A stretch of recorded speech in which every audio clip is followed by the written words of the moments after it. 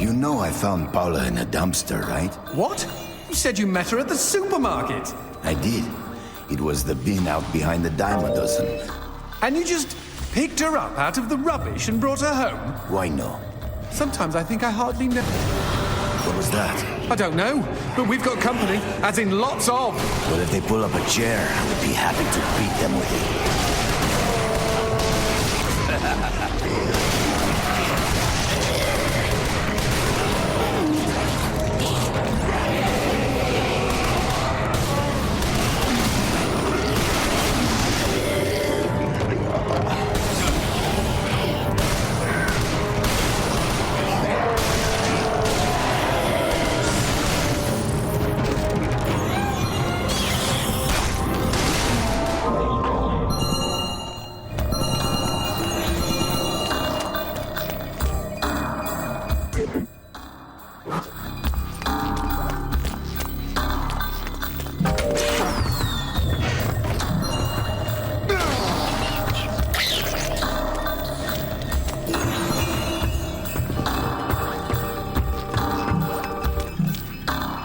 The man who never had his fill.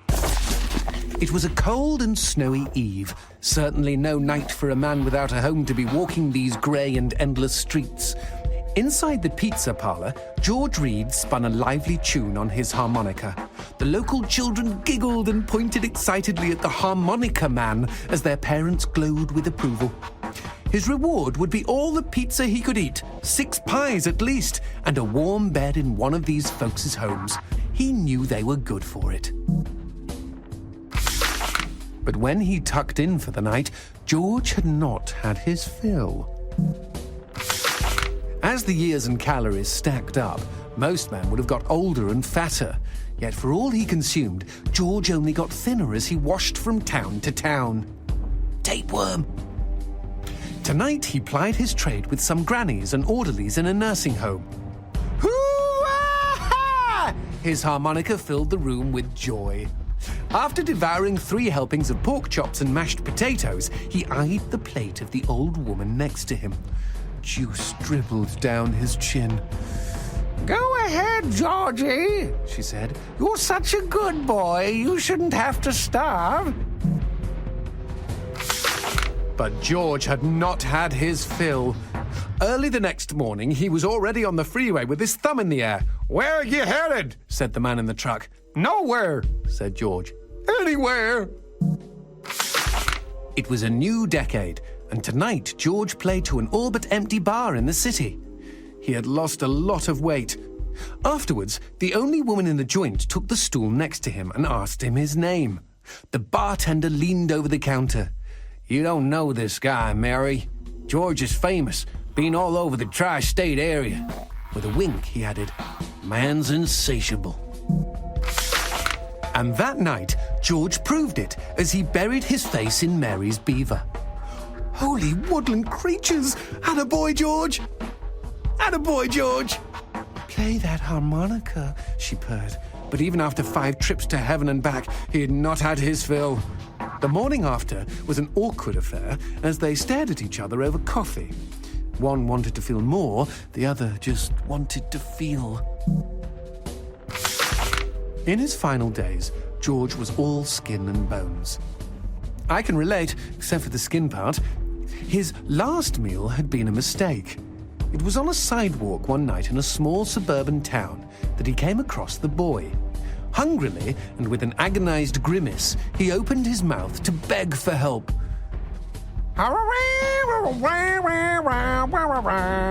Out came a cacophony of wheezes and toots, but the boy understood. Wait, you mean Jorge ate his harmonica? Once he was alone, George Reed looked at the candy bar he held in one hand and began to cry.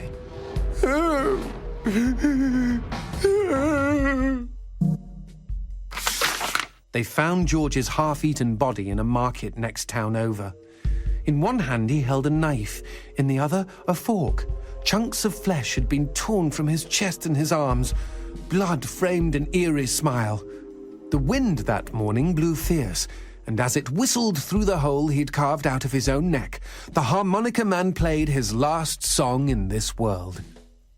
There were Gawkers, and many knew him. They shared stories of how he'd filled them with hope, filled them with life. They, at least, had had their fill. Especially Mary. The end.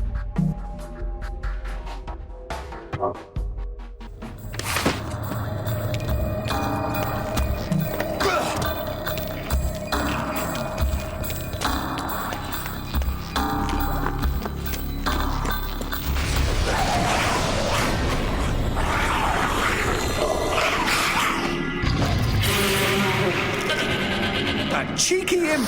He doused our goat! Then let's put out some lights of our own.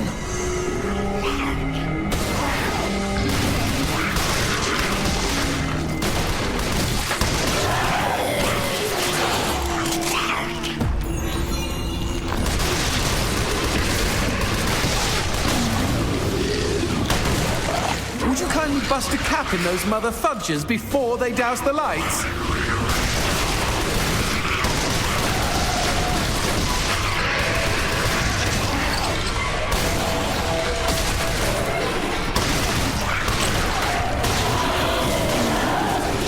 We never finished talking about you kidnapping Paula. I didn't kidnap her. You hauled her out of a skip. Isn't that illegal in some states? What did she say? Nothing. Not for weeks. I was afraid to even touch her, you know? Like she didn't belong to me. To anyone. But something changed. There was a phone call.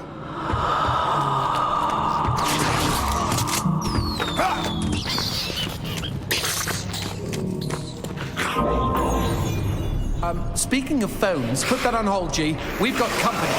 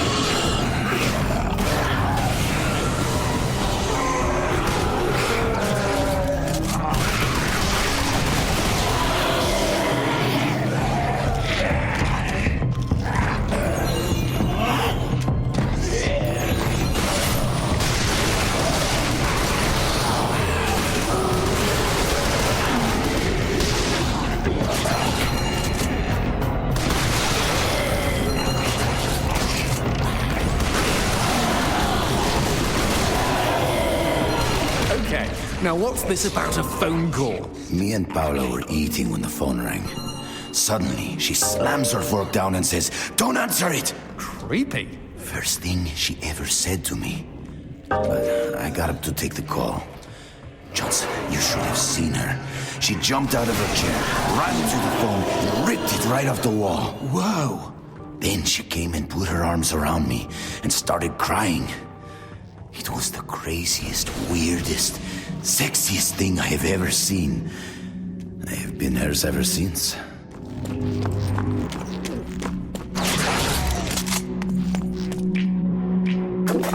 Fuck yeah.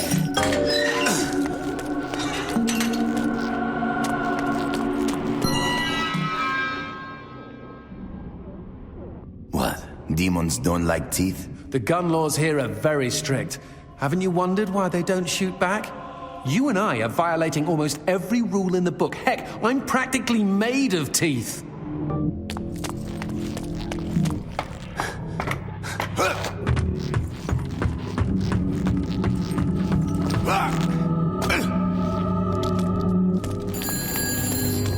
Expecting any phone calls? No, siree.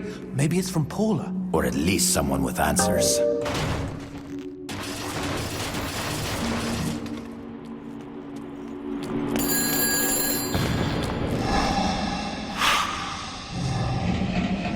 Dios mío.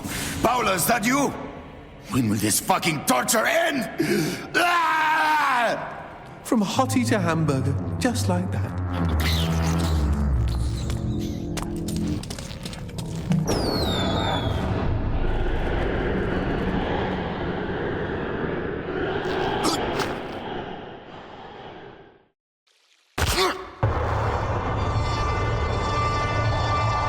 Fireworks! We could use these to chase away the darkness, at least in short bursts.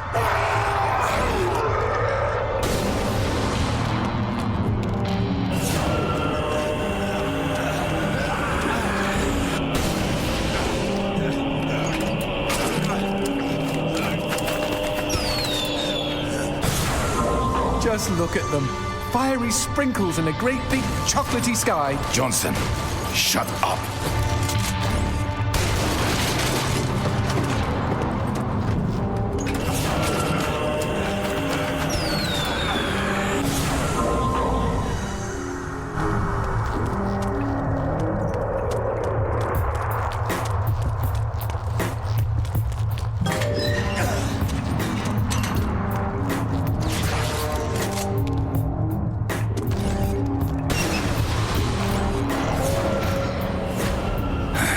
Magnifico.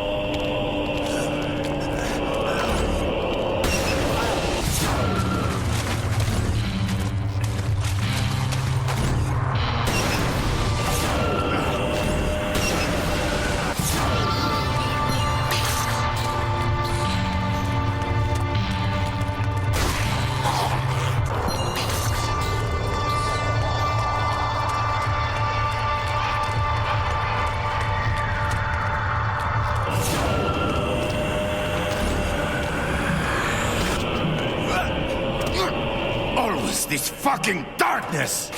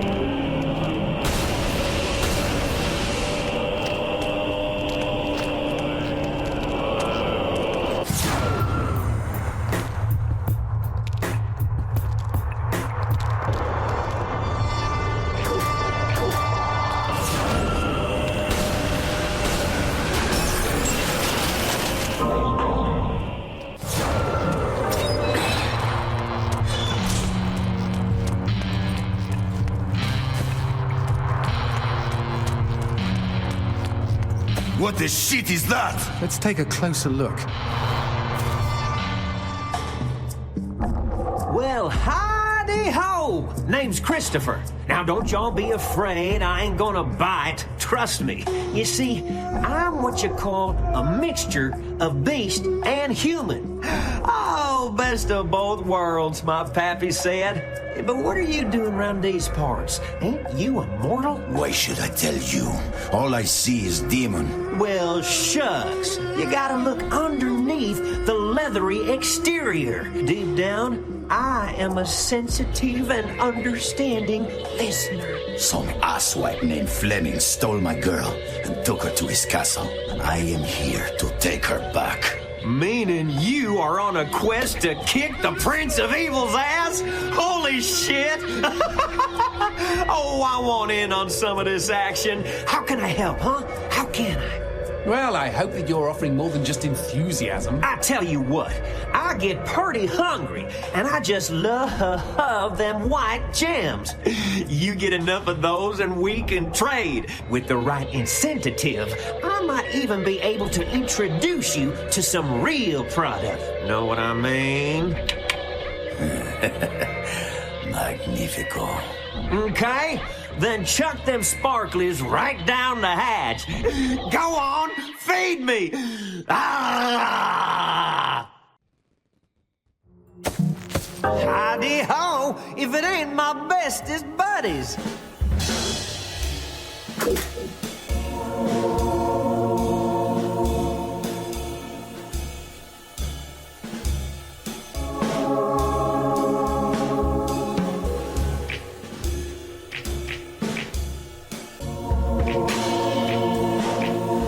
I'm surprised Christopher hasn't had a visit from the GEA. You read about gem busts all the time.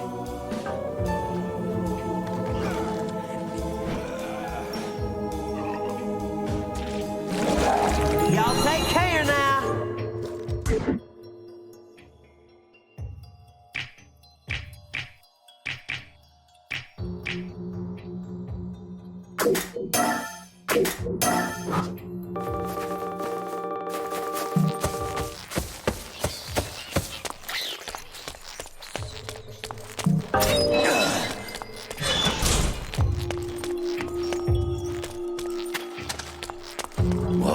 What's this? Sushi with a dick? These guys may look ugly, but they're actually quite useful. Are they friendly? Yes, I kept one as a pet. Hit them with light, and they'll keep you safe.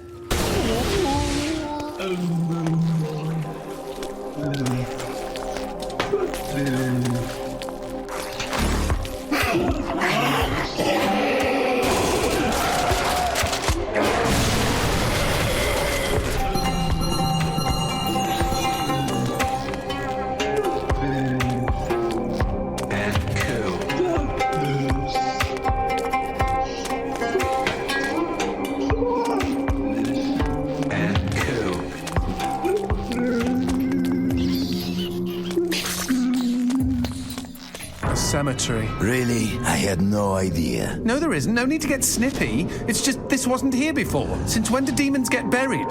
Since I came to town.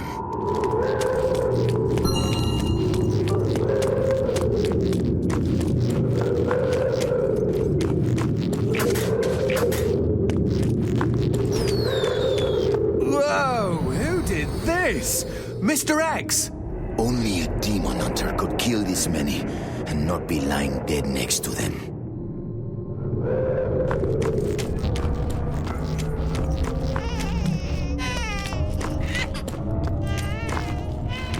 Paula and I promised we would be buried together.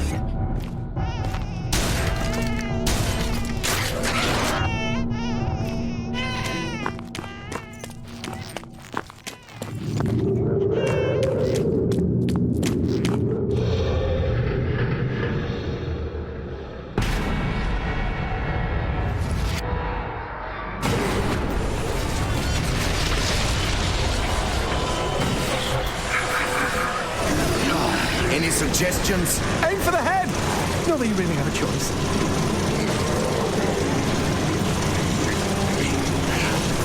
Shoot the red spots!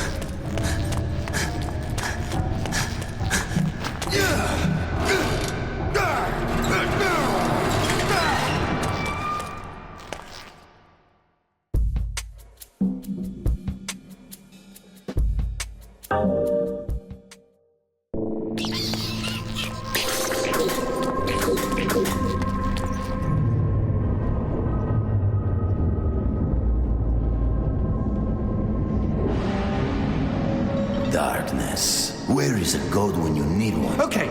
Crazy idea, G. What if we use that chandelier?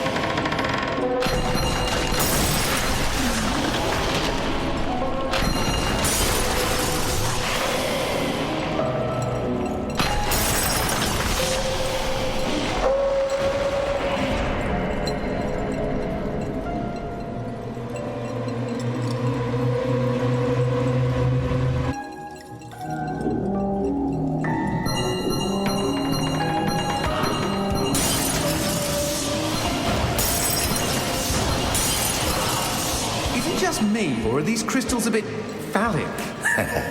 You're one to talk.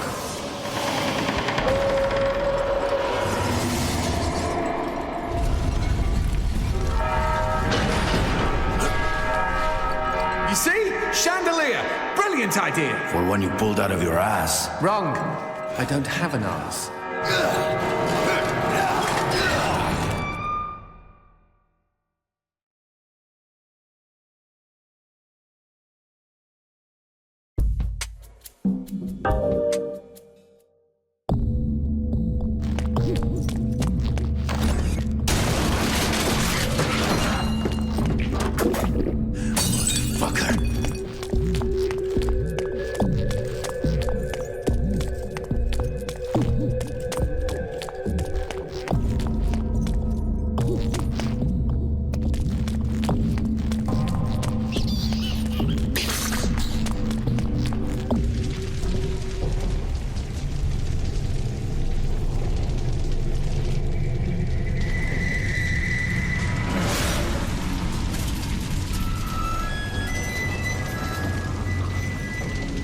It sounds like a cat having sex with a harmonica, and not the consensual kind. Hey, every demon has the right to pick the music for his own funeral.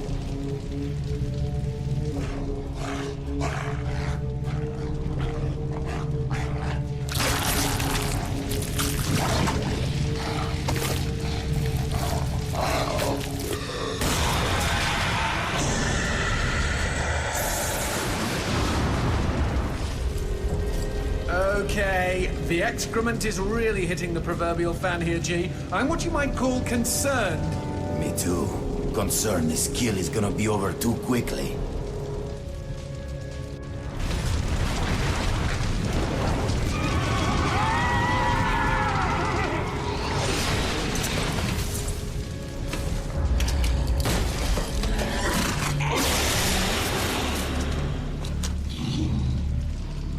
Might I suggest we not just stand here? Before you die, demon scum, I will carve my name into your flesh. That name is Garcia Hotspur, hunter of demons and slayer of cabrons like you!